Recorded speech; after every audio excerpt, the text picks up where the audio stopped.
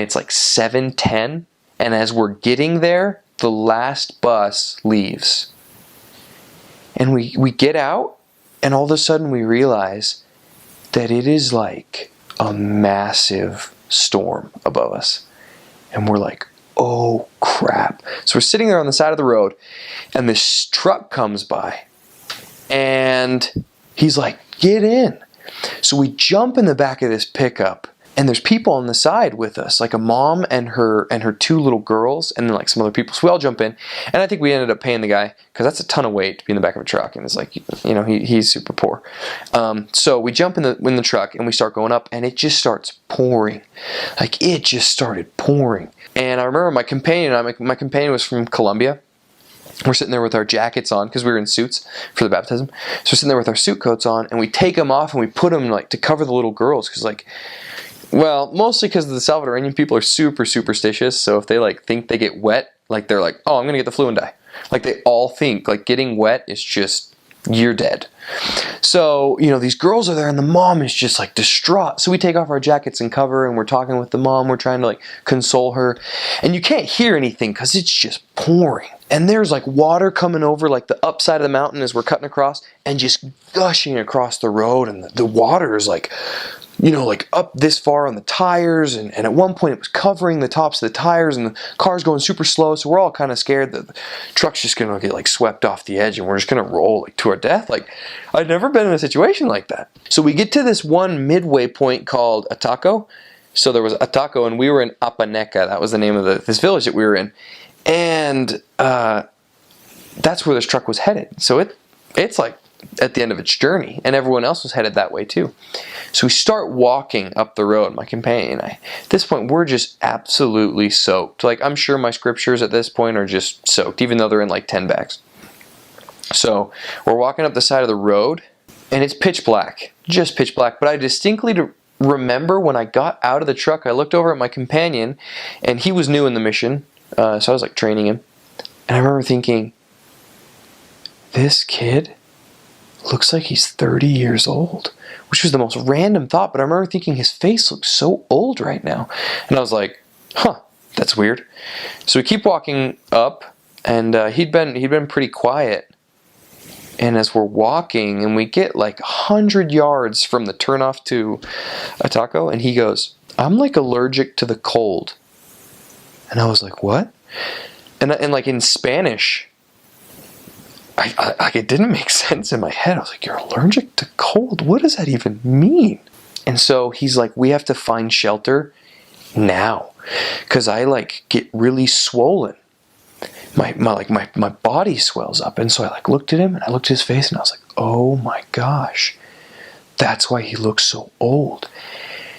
And I remember all of a sudden it got super real, and I remember just thinking, this is really scary. I get goosebumps thinking about it.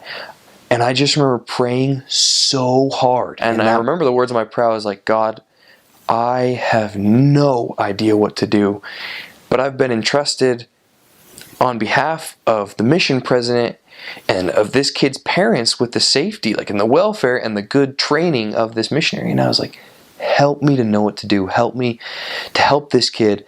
Please send someone. And I'm not kidding. I'm not a big I'm not the kid that gets up in testimony meeting and says, I was praying and on my knees I got an answer, because that just does not happen for me. It comes later. But it was 30 seconds, maybe 45 seconds later, that a truck came around the corner in the pitch black. And it was a truck that in El Salvador, they have trucks that have canopies on them and like metal cages around them, and they just transport a bunch of people.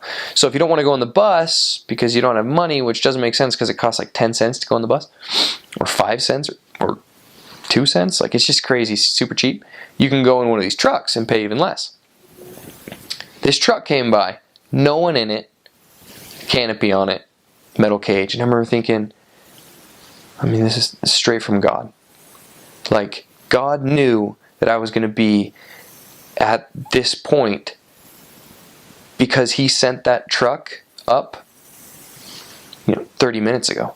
Because that truck had to be coming up on the road or he wouldn't have gotten there right as I was saying my prayer. And so, that was in the moment just like a really big like faith builder. Like, God is watching out for me. Like, I know that he is. And people, you can say coincidence, you can call it whatever you want, but that was really, really big faith builder for me. So we get in the back of this truck, I help my companion, and at this point he's like struggling to move. And he gets in there and he's just silent, and he's kind of like hunched over, kind of like around his knees, and he starts shivering, and he's just like, he kind of like leans over to me, he says something, and I was like, well, maybe it's because my Spanish isn't good, I didn't understand him. But then I understand what he's saying, and he's saying, my throat is starting to close up. And I remember being so scared, and I had my arms around him, and I'm just holding him in my arms, like trying to get him warm, and I was kind of like rubbing his arms to like create friction, like just kind of rubbing his arms and his legs and like his back and stuff, just to like get some sort of friction and heat. And he goes, that it's hurting me because my skin is so sensitive, it hurts. And I had no idea what to do, so I said a prayer, and then like, I don't know if this is okay. I didn't know if it was, but at the time it was like the only thing I thought to do. And I just put my hands on his head. And right then and there in the back of the truck, I gave him a blessing, because at this point he's going, and he can't breathe. And I can hear him struggling to breathe. And he's like crying. He's super distraught. So I put my hands on his head, and I just blessed him that his body would be able to fight this, and that he would survive. And I remember I was like, was that me or was that God? Like, was I just so scared that I said that? And it felt like, an hour. It felt like forever to get up to Apaneca when it should have only taken like 10 or 15 minutes. And there was water gushing down from the side of the mountain. This truck at one point, like the left rear wheel like swung out over the edge of like the cliffside, and it was just a terrifying experience. But we finally make it to Ataco, the turnoff, or Apaneca. I kind of hit the truck bed, just kind of signaling, hey, this is where we get off. So he stops and I get down.